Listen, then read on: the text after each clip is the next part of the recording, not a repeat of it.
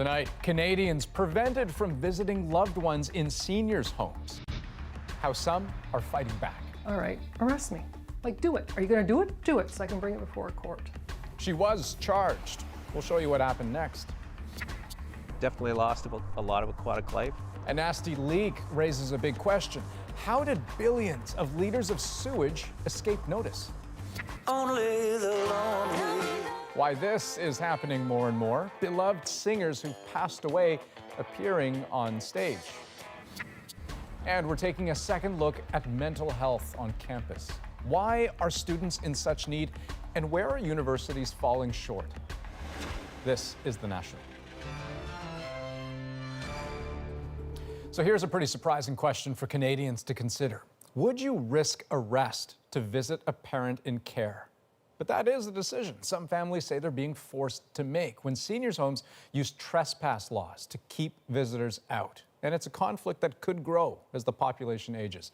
David Common has that story. Mary Sardellas is off to visit her mom, a visit that could lead to her arrest. I'm excited and I'm scared. She's been banned from entering this retirement home. For nearly a year, the closest she's come is waving from outside. 316 days will never be made up again. She's got dementia. Mary is not the only one, with homes nationwide increasingly applying verbal or written no trespass orders on families of those in care. We don't think that there's any time they should be using those. This lawyer and elder advocate says homes appear to use the orders after families complain about the care that their loved ones are receiving. They've been telling the homes not to do certain things or to treat their parent in a certain way. They're advocating for mom or dad. Advocating for mom or dad. Things are going not well. And the home says, that's it, we're just not going to let you come in. Same thing happened to this woman. He banned me. He sent a formal email saying I'm not allowed on the property anymore. While at another home, this daughter had her time restricted to 2 hours a day, usually when her mother slept. I was a thorn in the side of the managers of the place, and they threatened on several occasions to not allow me to see my mother or to kick her out. The owner of Mary's mom's home in Ottawa claims Mary and Tanny were abusive to staff and so were told to stay away. Both say they were only advocating for their parents. The home also says it has a right to ban what it calls aggressive visitors. Mary tested that ban by going into her mom's home. They called police. Otherwise, it just will keep going on and on and on. So it's a matter of no one had challenged it by saying, all right, arrest me. Like, do it. Are you going to do it? Do it so I can bring it before a court. She was charged, though prosecutors later dropped those charges. Mary then returned to the home, and its owner now says she can do so as long as she follows their rules. Hi. Though she is still worried the home could try to ban her again. Okay, so David, how often is this happening to families? Well, it's hard to get a handle on that, Andrew. We know that we reviewed more than a dozen cases from across Canada. We also know that the lawyer who you just saw in our story, the elder advocate, gets calls, she says, every single week from family members about this in particular. But for there to be an accurate number, someone would essentially have to breach the trespass order. They would have to go in and get charged for that to be registered. And we don't have a read on that because that would be a thing you obviously wouldn't really want to do. Right. If people do have that kind of a scenario, do let us know. Marketplace@cbc.ca. We want to hear their stories. David Common, thanks very much.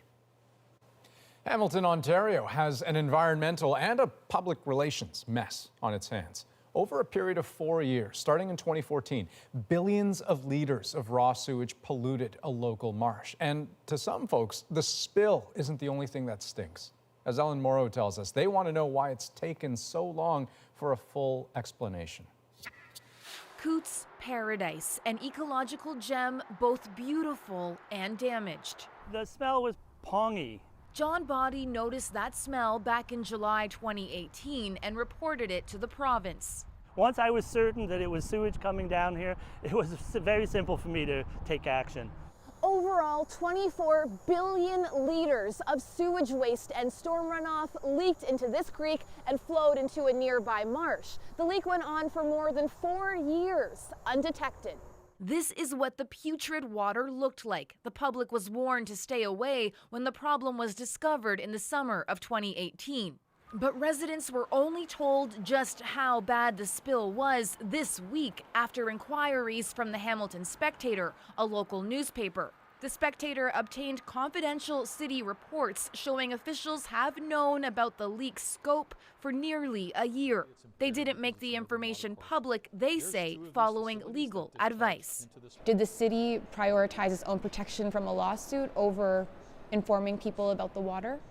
Yeah, sharing information about anything that's under investigation will jeopardize any agency's ability to defend itself. Sure would have been nice to know what we were working with. Even the man who oversees the area just found out alongside the public about the leak's magnitude. He calls it a disaster. We've definitely lost a lot of aquatic life. We've probably lost almost everything that lived in the bottom because there was no oxygen. And all because a gate on an overflow tank was left partially open back in 2014, and somehow no one noticed for years. We're going to have to figure out some additional fail-safes so that if any of our other facilities have something like this happen, that we can become aware of it right away. That's little consolation to John Body, angry the city took so long to fully inform the public. Once trust is broken, it takes a long time to build it back up. Ellen Morrow, CBC News, Hamilton, Ontario. A development tonight on a story the Fifth Estate first reported earlier this week. It's about the Vancouver Archdiocese being the first in Canada to offer a very unique kind of public accountability on a devastating history, naming names of its clergy who sexually abused children.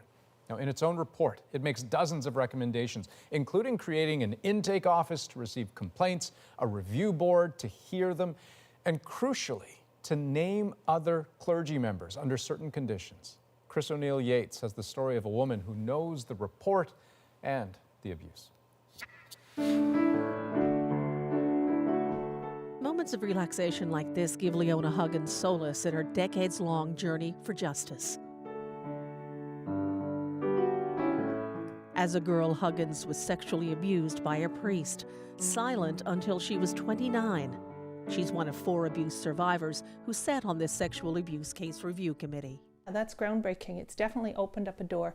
But not wide enough. Huggins says the committee saw no actual files on priests, only verbal summaries provided by the church's lawyers. Information on 9 convicted clergy or cases where lawsuits have been settled are in this report. Huggins expected more. I'm still questioning the reasons why there's some people that I felt I would see today when I opened up the computer. They're not there. The committee recommended that all the names of those credibly accused be published. Those are cases where there is a belief that sexual abuse did take place. Rob Talek has represented hundreds of victims of abuse by clergy. He too would like to see more disclosure of names. This is a criminal act. We wouldn't form a committee in a workplace for employees that commit murder. So why do we do it for sexual assault? You go to the police. You go to the police. It's really a huge step in the right direction. We really want to be seen here as leading the charge in Canada. The Archdiocese of Vancouver says it has gone as far as it can for now. We have published a list. We've published all that we're legally allowed to. But where does the moral and ethical responsibility come to name names when we're talking about the most vulnerable, our children? Huggins says survivors will keep pushing. And to continue to pressure all Canadian dioceses to release the names of all of those that they know. Today's report is just the beginning for Huggins. She'll be watching until every last recommendation is followed. Chris O'Neill Yates, CBC News, Coquitlam, British Columbia. Okay, now as you heard, the Fifth Estate's Gillian Finley broke this story. So Gillian, disclosure of just 9 names, how significant is that? Andrew, it kind of depends what Canada's other 59 dioceses decide to do. One of the recommendations of the committee today was to establish an electronic registry nationwide, not only so that they could track known abusers, but so they could start to get a picture of how big is this problem in Canada. In our reporting, we sent a survey to all 60 dioceses, and we asked them 2 questions. Have you done a review of your own archives to know how big the problem is in your area?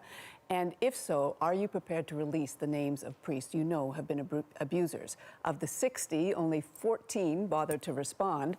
5 said that they had done a review or were planning one, but nobody was prepared to commit to making the names of credibly accused priests in their jurisdictions public. So I think we're still very much in early days here. Okay, Jillian, thanks very much. Thank you. Well, Ontario Premier Doug Ford is calling for national unity after a meeting with the man who attacked him throughout the federal election, Justin Trudeau. As Hannah Thibodeau shows us, the political message has dramatically changed.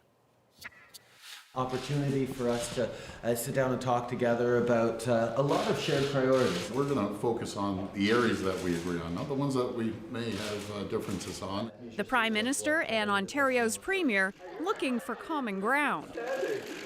Their relationship was quite frosty not so long ago. Doug Ford and Andrew Scheer take us backwards. During the recent election campaign, Trudeau used Ford's spending cuts to try to scare voters away from the federal Conservatives. But no hard feelings, says the Premier. You know something? The Prime Minister's family's been in politics for years. Our family's been in politics for years. It's politics. Now we have to do things that people want. That includes trade, transit, and improving health care. One thing they didn't discuss? The carbon tax. Just a year ago, Conservative leaders came together to fight Trudeau. Ford says his focus isn't the resistance. It's absolutely critical we unite the country and we stick together. Now he's positioning himself as the uniter. We have to send a message around the world that yes, we're a big family and we may have a few bumps in the road, we may disagree, but we have to give businesses out there certainty. Because if you don't give businesses certainty, they'll leave. Ford says he'll bring that message to the other premiers when they meet on December 2nd. He says he wants to help bridge the divide between oil-producing provinces and Quebec to lower the temperature and maintain national unity. Hannah Thibodeau, CBC News, Ottawa. Now, Alberta's premier was also talking up national unity today in the face of Western frustration with Ottawa. We can never take national unity for granted. I hope that the appointment of Minister Freeland and Intergovernmental Affairs is a positive sign that the federal government will listen to Alberta's very serious concerns. And to that point, Trudeau's new Minister of Natural Resources, Seamus O'Regan, met with Alberta's Energy Minister today. She emerged to tell reporters, quote, he listened, he heard, he understood. Energy concerns for some raise climate change concerns for others. So that will be a key file for the Liberals. But on top of being an important issue for so many Canadians, it'll be a difficult one. And as Salima Shivji explains, in a minority government, every policy move is political. A new office and a contentious portfolio for Jonathan Wilkinson. I'd be lying if I didn't say that there were significant challenges. The obvious challenge, ease tensions in Alberta and Saskatchewan. The Liberals are banking on the BC MP's Saskatchewan roots and low-key style as he takes the climate change baton from Catherine McKenna. We need to actually be willing to have conversations with each other that are more constructive. I have always been one of the folks in Ottawa who has said we need to look to reach across party lines more than we do. Easier said than done, but in a minority, essential to get key climate policy passed. On the idea of doing more to tackle carbon emissions, there's some consensus, but on policy to get there, not so much. What we're going to do is plant 2 billion trees over the next decade.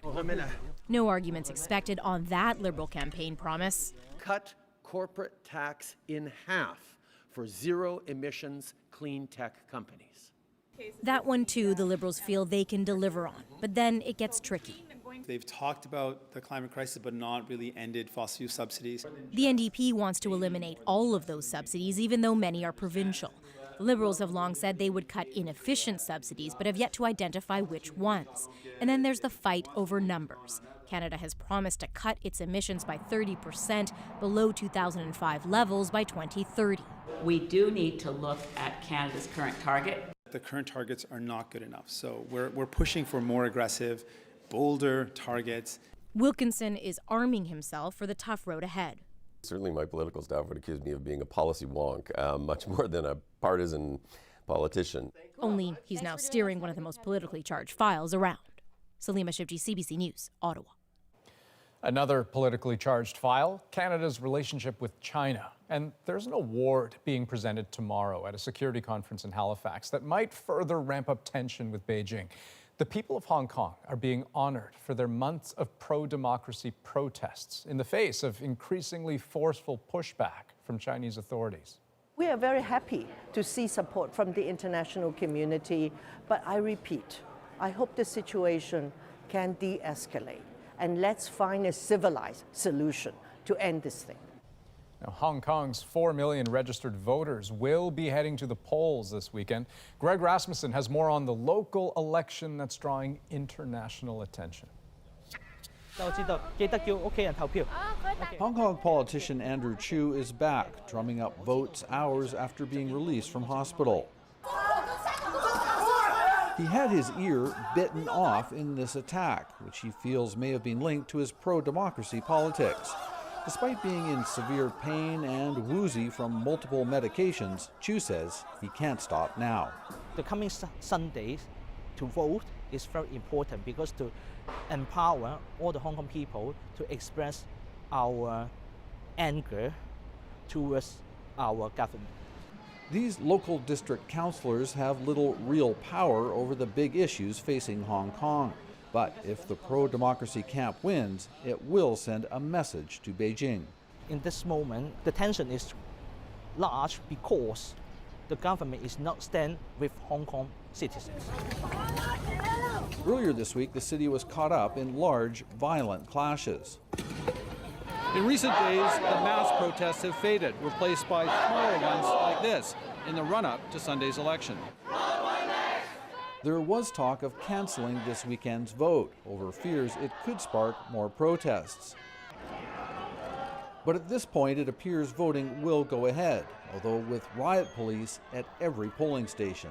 In fact, with a police presence, citizens will feel safe to go and vote. So as Election Day approaches, it's a city on edge, with candidates determined to get out the vote. Greg Rasmussen, CBC News, Hong Kong. And we will be back with more news in just 2 minutes, including public opinion after the impeachment hearings. We ask voters in a swing district to weigh in. But first, 2 teams with no championship wins in more than 20 years. We set up the stakes ahead of the Grey Cup.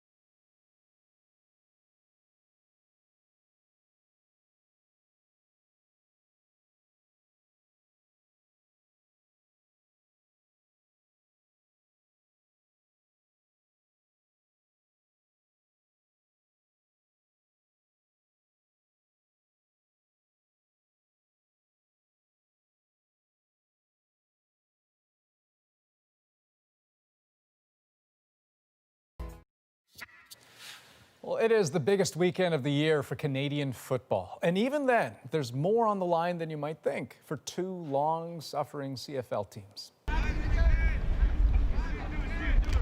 It'll be the Hamilton Ticats from the east and the Winnipeg Blue Bombers from the west battling for the Grey Cup on Sunday afternoon right here at Calgary's McMahon Stadium. And as Cam McIntosh tells us, a victory either way would be a long time coming. We're from Winnipeg and we know it. Yes, every team has its superfans, but John Couture is beyond. We're from Winnipeg and we know He and his Blue Bomber megaphone have been to 46 Grey Cups. This one is special. Absolutely ecstatic that the Bombers are in this year. You see, John was there celebrating when the Bombers last won it all, in 1990. Security. And still going well into the morning. Here we go, Bombers, here we go. There's only so many Grey Cups left in this body. They have to win this year. They have to win. In the dying seconds, it's been bleak in Winnipeg since then. 5 trips to the final, 5 losses. At 29 years, it's the CFL's longest current championship drought. Hamilton is second. Congratulations on winning the Grey Cup. 1999 was the Ticats' last win. Oski wee wee! Oski wawa! The Box J boys have been ardent supporters through it all, as the city itself has suffered its own ups and downs. I think it's really important that we win it for the city of Hamilton this year. For the record, Hamilton is favored. Players will say they don't get wrapped up in the history of it all. But when droughts go this long, for some fans, there's a danger in getting your hopes up. In 2001, Chris Matthew was so sure of a Winnipeg win, he vowed to wear shorts until the Bombers won the cup. It's been 18 years now without pants. If they win, that's fabulous. And I hope they do for, not for the shorts or anything else. I hope we win simply because I think it's time that we did win. 2 teams, no championships this century. One drought will end, another will drag on, taking the hearts of fans along with it. Cameron McIntosh, CBC News, Winnipeg. And among the other stories we are following tonight, the New Brunswick government has invoked the rarely used notwithstanding clause as it works to protect its new mandatory vaccination law.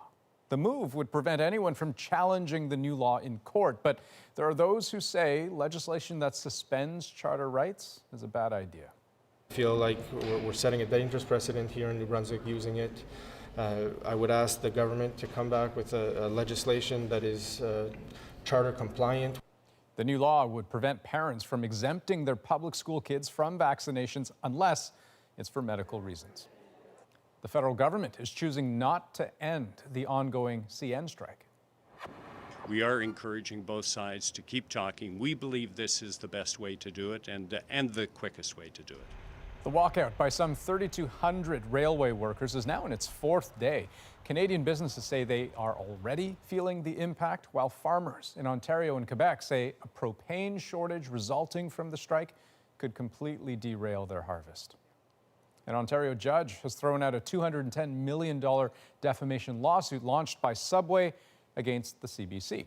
In 2017, a CBC Marketplace investigation reported that the sandwich chain may have been selling some poultry products that were only 50% chicken DNA. Subway disputed the findings and claimed the story caused significant sales losses. Today, a judge ruled the story was an example of investigative journalism and in the public interest. And China's new ambassador to Canada spoke to the media today and reiterated China's positions on several bilateral concerns, including the unrest in Hong Kong.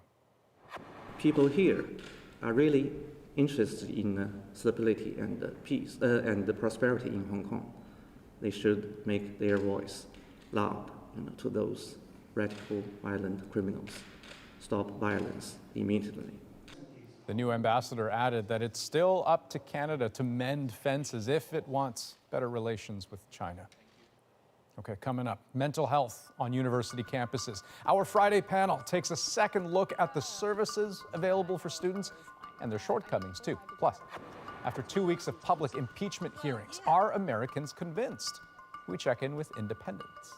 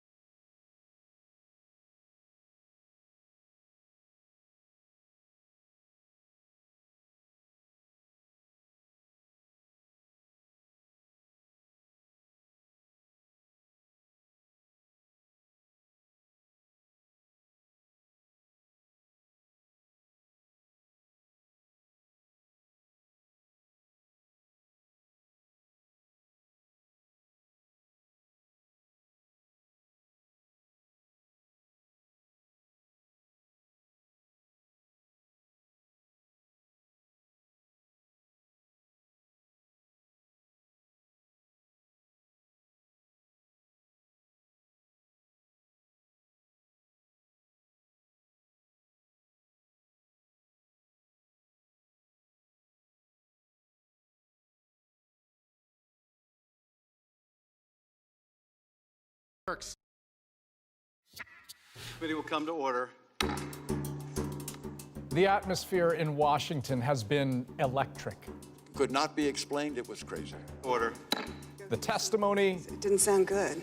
Who could turn away? It sounded like a threat.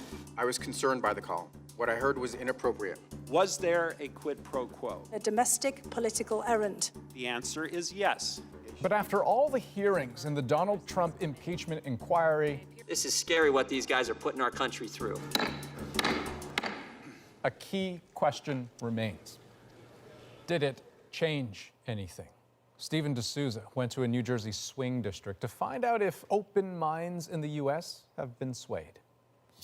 Folks outside the suburban New Jersey grocery store aren't too busy to weigh in on impeachment. I think he should be impeached. If not just for these trials, for everything else he's messed up. Was inappropriate and improper. Most had made up their mind long before the 5 days of televised public hearings. I think it's a real joke, and the Democrats should stop with all this nonsense. I think they decided to remove it right the day that he was inaugurated, didn't they? Does it matter what you hear in the impeachment hearings? No, because he is a criminal. Being an independent, is that sort of the lonely road to walk sometimes? Well, yeah. Caught in the middle of the partisan rhetoric are independents like Sue Davies. In New Jersey, 40% of voters are unaffiliated, more than either Democrats or Republicans. I think most people either they're in one camp or the other, and then the third camp is plague on both their houses. Do you swear or affirm that the testimony... While she says Democrats have made their case against the president, she says both sides are just playing political theater to influence the 2020 election. Nobody has their eye on the American people and what the American people want. In this part of New Jersey, voters chose Trump narrowly in 2016, then went with a Democratic congressional candidate in the 2018 midterms. I'm trying to go in with an open mind. I'm trying to watch the proceedings, the evidence. 66-year-old Steve Barrett is a former Republican turned independent. He's followed the hearings daily, but hasn't made up his mind. As I say, I'm not going to be convinced until all the evidence is in. And if I have the opportunity to look at the evidence and form an opinion, I'll form an opinion. Richard DeLuca left the Republican Party during the Nixon years. He wonders if any amount of evidence will be good enough. Something more has to happen, otherwise he'll wind up being, he'll be acquitted by the Republicans, and then what have we got? More stalemate, nothing being done. With the Democratic-controlled House likely to impeach and the Republican-controlled Senate appearing unlikely to convict, Barrett worries what message that sends.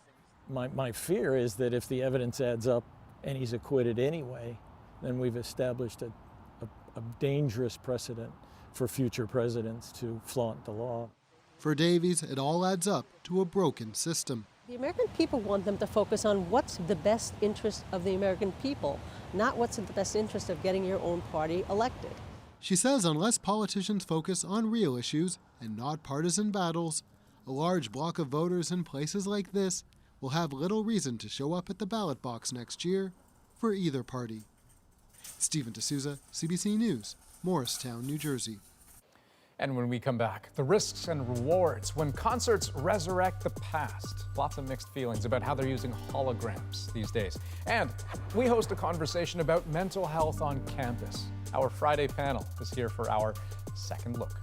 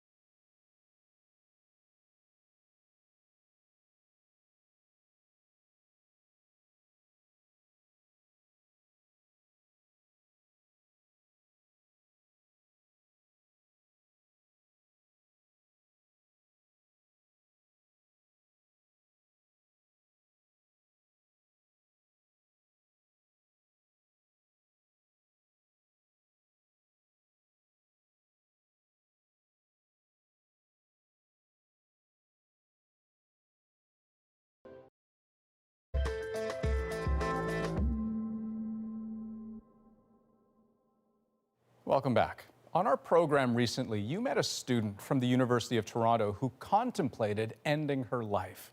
A cry for help to mental health services on campus eventually turned into a conversation with campus police about her suicidal thoughts. Then, this.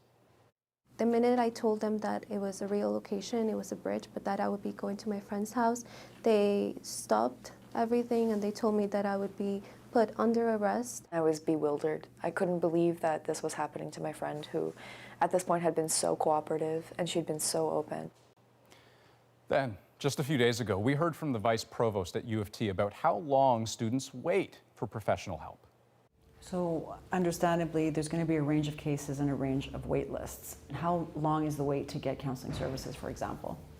When a student needs care, what we're doing is we're looking at what is the urgency and what do they need, and in terms of how can we support them. So again, what's the range of waiting?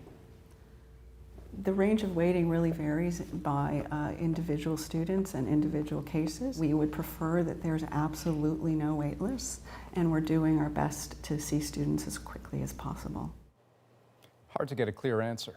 It all points to a problem that is in desperate need of better solutions. So on tonight's Second Look panel, how it all works, what services are available on campus, how to get them, where the shortcomings are, and how to shore those up. And as we do every Friday, we have help. On my left, we have Lucinda Q, who goes to U of T. You're an undergrad and one of the founding members of the Mental Health Policy Council there. We have Eric Windler on my right, the founder of Jack.org. That's a national nonprofit focused on young people and mental health. And we have Dr. Juveria Zahir, a psychiatrist with the Centre for Addiction and Mental Health based in Toronto and operating in communities right across Ontario. So folks, to the three of you, thanks so much for being here. Dr. Zahir, I'm hoping we can start with you. Just on that question of wait times, can you explain for us, why is that such a hard number to pin down? I think it's a complicated question. It seems like it should have a very simple answer. Sure. If I'm a student and I go to student health, how long is it going to take for me to see someone to help me? Right. The answer is a little bit more complicated because services are challenging.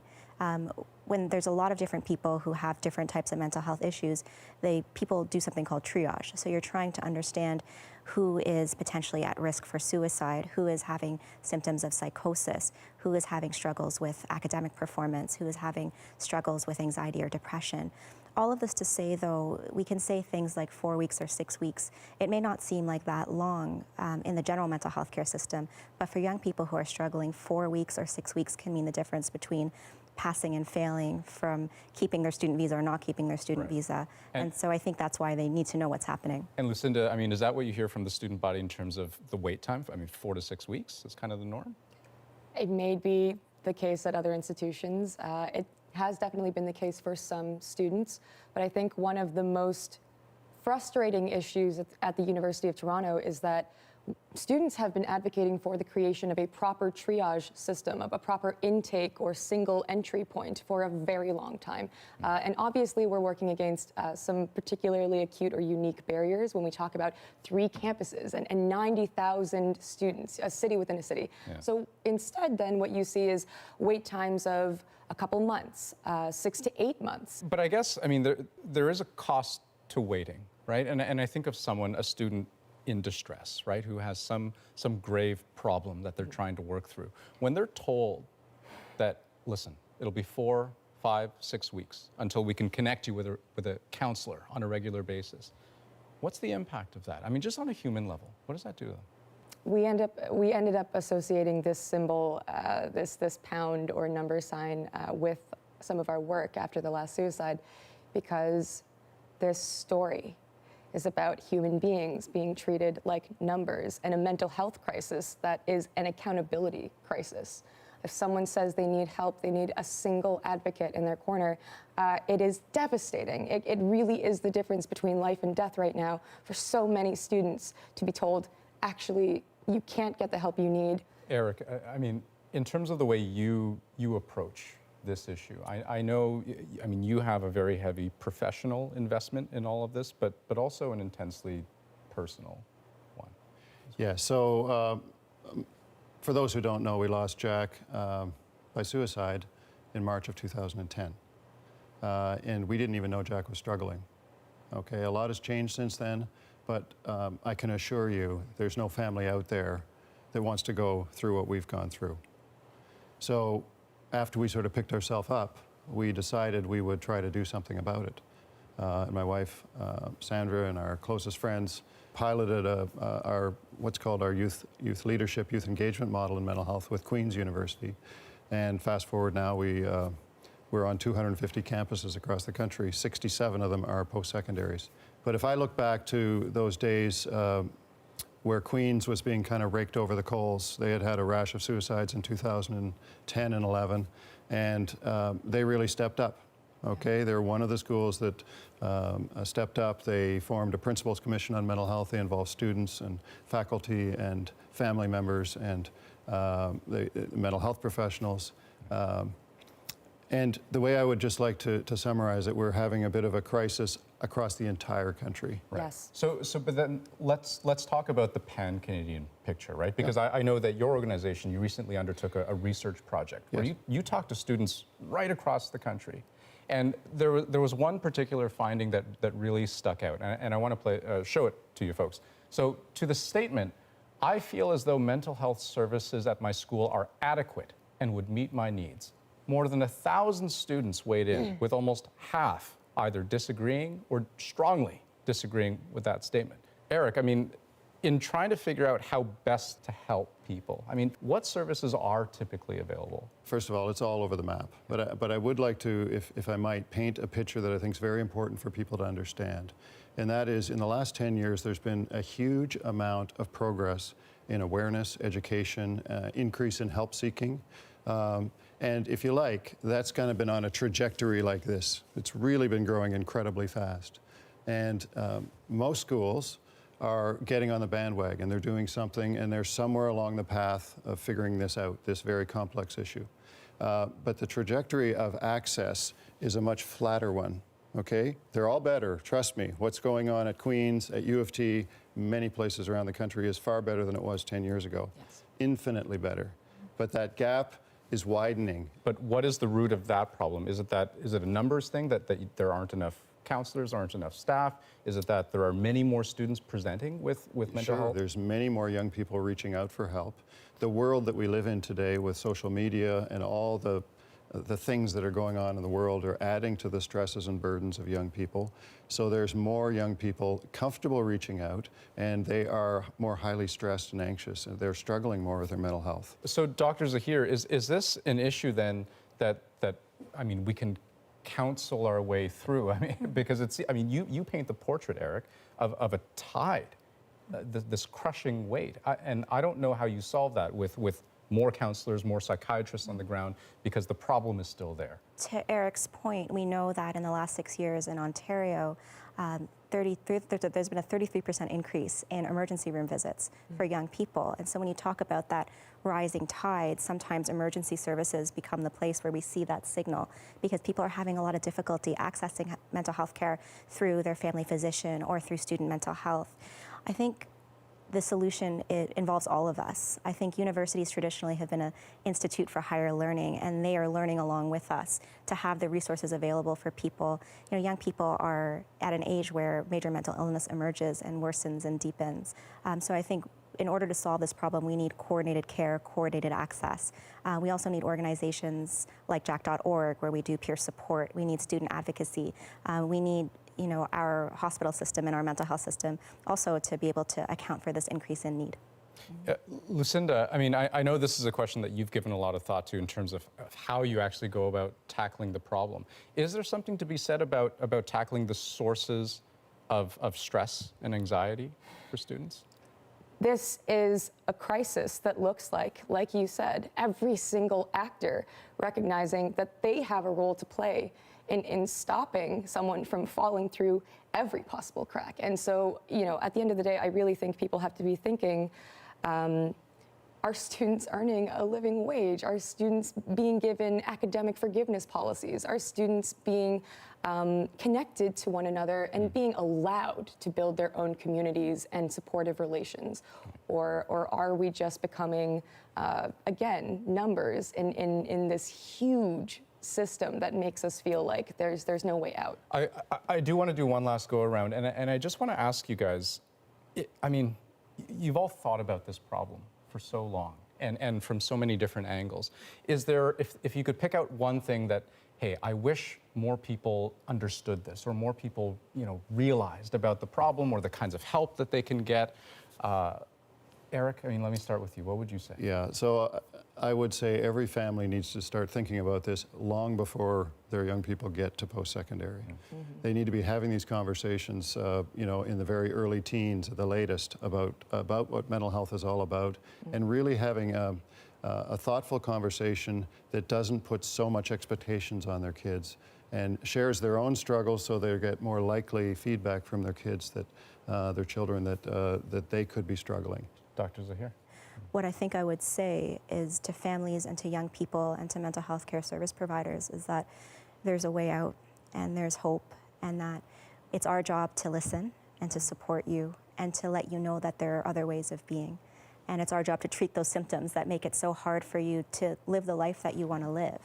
Lucinda, I'll give you the last word, something that you wish more people understood or realized about this problem. If anyone is in a position where they have influence, where they have stability, they have a role to play. And I hope that every person starts thinking more about what that role could be, what evidence-based models and expertise there are out there that can help them grow in that capacity. And if someone's struggling, I just hope a lot of young people take away this message of, you deserve help and care, and you deserve a future that you can look forward to. We'll leave it there. Guys, thank you very much for your time. I appreciate it. One more note on this. If you think someone you know may be at risk of suicide, or if you need to talk to someone yourself, Canada Suicide Prevention Service and Kids Help Phone are there to help you. You can call them, text with them, or chat with them online. We'll be right back.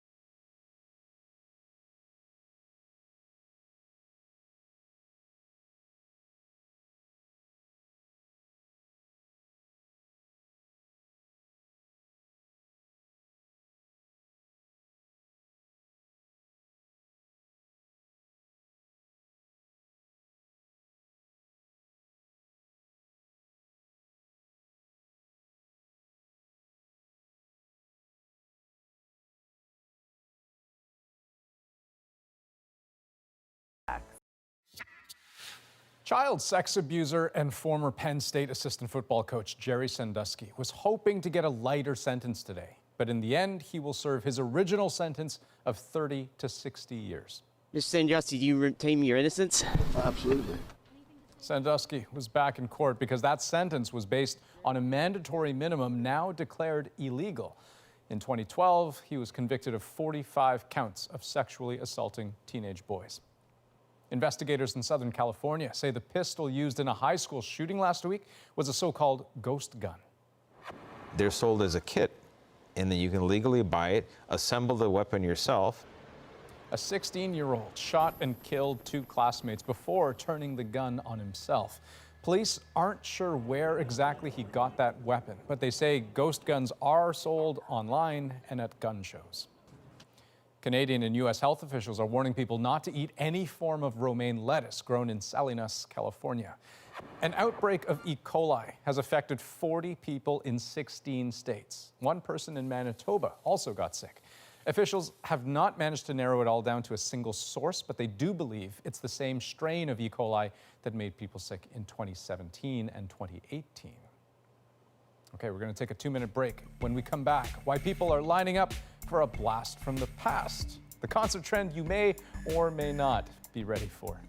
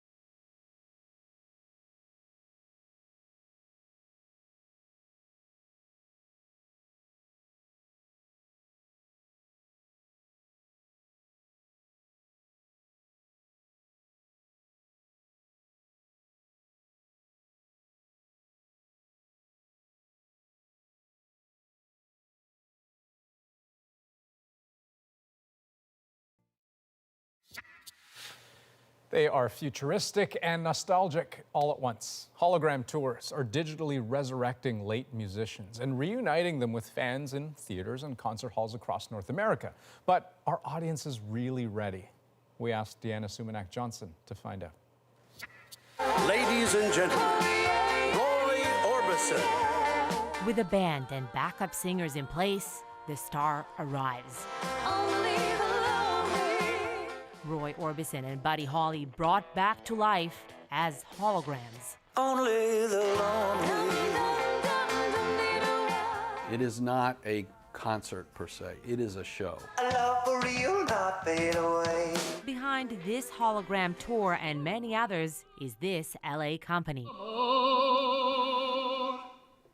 We believe that this is a truly new form of entertainment for people in a way to experience artists as closely as possible without actually being there with the actual artist.